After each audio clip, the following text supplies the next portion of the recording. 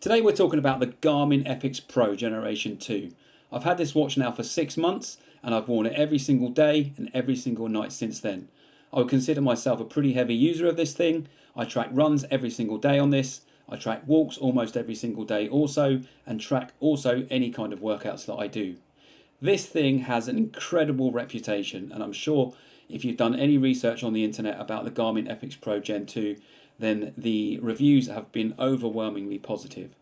But 6 months later, and real life experience later, do I think that this was nearly £900 of money well spent, or should I just stuck with this, the Phoenix 6 that I already had before? Let's find out. So first things first, I got the 51mm version of this watch in the Sapphire edition, which comes with a titanium bezel. Currently on the Garmin website, this thing is for sale at £899 British pounds. So as we've come to expect with all Garmin watches, this thing is as rugged as it comes. It's built like a tank. I've worn this morning, day and night every single day for the last 6 months, and it barely looks like it's been worn. It looks in as new condition. It's really quite incredible that I put this through lots of different conditions and worn it constantly, and it still looks as if nobody's put it on, to be honest. It looks like it could come just out of that box even now. So at 51mm, this is a pretty big watch, and it's pretty heavy too. It's nearly 100 grams in weight, depending on what size of the Epix that you get. Okay, after 6 months, what do I really like about this watch, and what do I wish that Garmin had done a little bit better? Well, first things first, the AMOLED display. I think that this is one of the huge reasons that most people invest in the Epix rather than the Phoenix 7X. And for me, a lot of the reason why I upgraded from the Phoenix range, where they have a transflective MIP display, was the AMOLED display. But that wasn't the only reason. Okay, so this watch is absolutely jam-packed full of features, and as an avid runner that runs every single day, I rely on a lot of these features to help me plan for and recover from my training. This thing has built-in visual race predictors telling you and giving you estimates around what it thinks based on your current training load, what you would do a 5k, a 10k, a half marathon, a marathon in. You've got grade adjusted pace features in here. You've got recovery time estimations giving you feedback on how long you need to recover. You've got training readiness telling you based on a lot of different metrics like your sleep and your recovery time, how ready you are for a new block of training. You've got things like a Garmin coach built in here that can help you plan for and execute on your races. You've got multi-sport auto transition, switching between sports if you're doing something like a triathlon, for example. You've got your training status, getting real-time insights into whether you're being productive, whether you're maintaining, or actually whether you're detraining based on your current workload. This thing is so packed full of features that most people would never use probably over half of the features that are built into this watch. But with so many features on this watch, it's easy to get lost in the detail.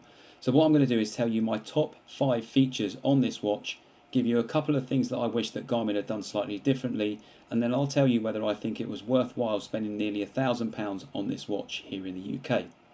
Okay, number 1 is GPS performance. Now, Garmin has always had a decent reputation when it comes to GPS performance, and as a runner, I rely on GPS and especially accurate GPS information to evaluate my performance as a runner. The Garmin Epix Pro Generation 2 is outstanding when it comes to GPS performance. I put this thing in the most accurate mode possible, which is all satellites plus multi-bands. And to say this thing is accurate is an understatement. I'm talking that this thing is accurate within feet. You can really zoom in to the maps once you've done a run, for example, and this thing will tell you whether you're walking on the left side, the right side, or the middle of the road. It really is that accurate, and that reliable GPS again was another factor for me upgrading from the Phoenix 6, where you only had single band that you could select from, which if you stood around or you were going into areas where you had a lot of trees, for example, or high buildings, then the Phoenix series often really quite struggled in that regard. The Epix Pro Generation 2 here with its multi-band capabilities is fantastic. You really cannot get any better GPS performance on any watch out there, whether it be something from Apple, whether it be something from Huawei, something from Coros. This watch is the best of the best when it comes to GPS performance. Number 2 is the health features on this watch. I am pretty obsessed with health features, and I'm pretty sure that everyone else that has a Garmin watch, with things like the morning report, HRV status, sleep coach, nap detection, body battery monitoring, I think everybody gets slightly obsessed with this. But actually I find that the readouts and metrics for this thing are outstanding. The morning report, I enjoy seeing the morning report where I can look at my training readiness. It's advising me on what type of run it advised me to do, or whether it thinks that I should be doing rest. It will tell me things like the amount of stress that I've had overnight. You can do health snapshots on this thing. So when it comes to health features, this thing has so many metrics that it will just keep you busy looking at your health for all day if you allow it. Now, in terms of strengths, I think that all of the health metrics are pretty good on this thing. I would say that the one area that perhaps other brands maybe are slightly better than Garmin on is sleep detection. But that said, generally, if you use this as a rule, if the watch says that you've had a decent sleep, then generally I think that you have. If you've had poor sleep, or if you've been up a few times during the night, then generally the watch is going to tell you that you've had an interrupted sleep. But the metrics that you can get out of this are really fantastic. You'll enjoy using them, and for the most part they are accurate and definitely a positive for this watch. Number 3 is the built-in flashlight. Now this thing, unlike other smartwatches out there, has a dedicated flashlight built into the bezel of the watch, and you can change the strength of the torch here. And I think many people, when Garmin first introduced this feature, thought it was perhaps a little bit of a gimmick, but in real life circumstances, I'll tell you why this has been useful to me. And I can also tell you that my wife also has a Garmin Epix Pro also, but in the smaller edition, and we both use this watch to get around the house without waking the children up in the night if we're going to the bathroom or something on red light. So that red light has been really useful for that, but also having the flashlight and being able to have it in blinker mode is something that's really useful here in the UK, running in the winter in the mornings. Often you're running in the dark, so it's another safety feature. I wouldn't use this exclusively as a way of being seen and being safe on the roads when you're running, but it also helps, right? So that flashlight, albeit a bit gimmicky, or at least that's what people thought at first, is really, in the real world, really helpful. Okay, number 4 is maps and mapping accuracy. You have a lot of options in terms of maps that you can use on this watch, and you can either use the buttons, and the buttons, as always with all Garmin watches, all do the same thing. The start and the stop are all in the same place, but you also have touchscreen capabilities on here, and you can use either of those to navigate through some of the maps that are available here, and things like routing, things like course planning, things like finding and plotting routes depending on choices that you make for runs or for walks or for navigation is incredible. I know it very much links into the GPS capabilities and the accuracy there, but the mapping capabilities on this are also second to none. They are really industry leading, and from my experience and having experience and also friends that have other brands of watches, this thing is way superior to anything else on the market right now when it comes to mapping capabilities and navigation.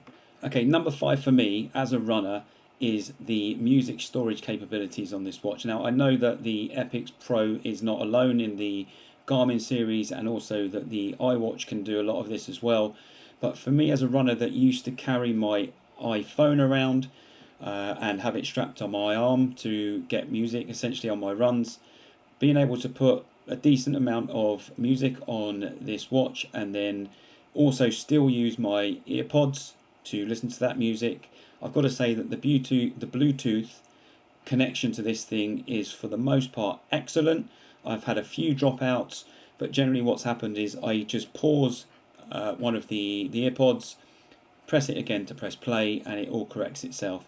And for me, not having to carry around the weight of my phone and not having to attach it to my arm has been really, a fantastic thing for me as a runner. Now, I know this watch has an awful lot of other features, But for me, in my circumstances, they are 5 things that have really made a difference for me. I could probably go on and on all day about the things that I like about this watch. I've really loved using this watch for the last 6 months, and I do not regret upgrading at all from the Phoenix 6X, which in itself was a pretty expensive watch. Now, what do I not like about this watch? Now, I don't know whether this is just my copy or version of the Epix Pro, but I find that sometimes the heart rate does some strange things. Now, any wrist-based heart rate monitor is subject to error just based on a few different things. It could be to do with, the placement on your arm. It could be that you've got tattoos on your arm. I haven't, but it could be that. It could be a multitude of things, but I find that this watch sometimes goes from my normal sort of daily heart rate of somewhere between sort of 65 and 80 if I'm not running, and it will sometimes zoom right up to about 120 for absolutely no reason, and often I'll have to turn the watch off and turn it back on again to reset itself. Now, the reason that frustrates me so much is I am somebody that loves the metrics that comes out of this watch. Things like training readiness, things like stress, things like body battery. And if the heart rate is performing in ways that are not consistent with what your actual heart rate is, then that is going to impact a lot of those metrics. So it doesn't happen all that often. I would say not often enough for me to report this to Garmin, but if it was to happen anymore, I probably would contact Garmin and get them to send me a replacement. Now, especially important when you're out running, for me, is to use a heart strap. So I have the HRM Pro Plus Garmin chest strap that I pair with this watch. Again, pairs seamlessly through Bluetooth, and the performance is fantastic, as good as you can get. But I probably wouldn't rely on the outputs from this watch for running, just because I take running so seriously. But all in all, this watch, albeit, as I say, £900 UK, it's a lot of money, it's a big investment to make, but from my perspective, well worth the money. I think that this is the best smartwatch that you can get out there, and I'm not just saying that because I own it, because I've tested a few. I've been an iWatch user in the past, and I've used other Garmin watches as well, and this thing, all in all, is absolutely fantastic. Now, a bonus pro for this watch that a lot of you probably have wondered why I've not mentioned so far is the fact that this is an AMOLED display, but the battery capabilities on this thing are outstanding, is such a huge plus. Even with the display set to always on, which I don't use, and all of the features being on all the time, you're still getting 9 or 10 days battery on this thing and not having to charge it in that time frame. Personally, because I run every single day, I would never get that amount of time because I would be using the GPS functionality on it, which would decrease the battery. But I actually put this battery in a mode where essentially you flip your wrist and the screen lights up, and I also have this on night mode from 8:30 in the evening. And when I've got all of those settings in place and I've got the screen brightness on half brightness, this thing's battery life is 30 days. Tell me another watch, another brand that has an AMOLED display that can last 30 days. I don't know of one. Maybe you do. Stick it in the comments if you do. I will stand corrected if you do, but at the moment I don't know of any. So for me, this watch really is a strong buy. I know it's now, been out for almost a year, but for me this is still the best smartwatch that you can get for your money. And I would advise you, if you're very serious about tracking, especially if you're a runner, and especially if you want those GPS outputs to be absolutely spot on within a few feet, and especially if you want fantastic mapping capabilities and routing capabilities, then this watch is such a strong buy for you guys. Anyway, let me know in the comments if you disagree, if you agree with my points, whether there's anything I missed. But with that, I'm going to say thanks for watching. I hope you enjoyed this review of the Garmin Epix Pro Gen 2.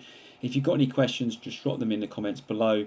If you've enjoyed the content, then check out some of the other reviews and some of the other running vlogs that I've done on the channel. If you like what you see, remember to subscribe, hit the bell, and hopefully see you on the next video.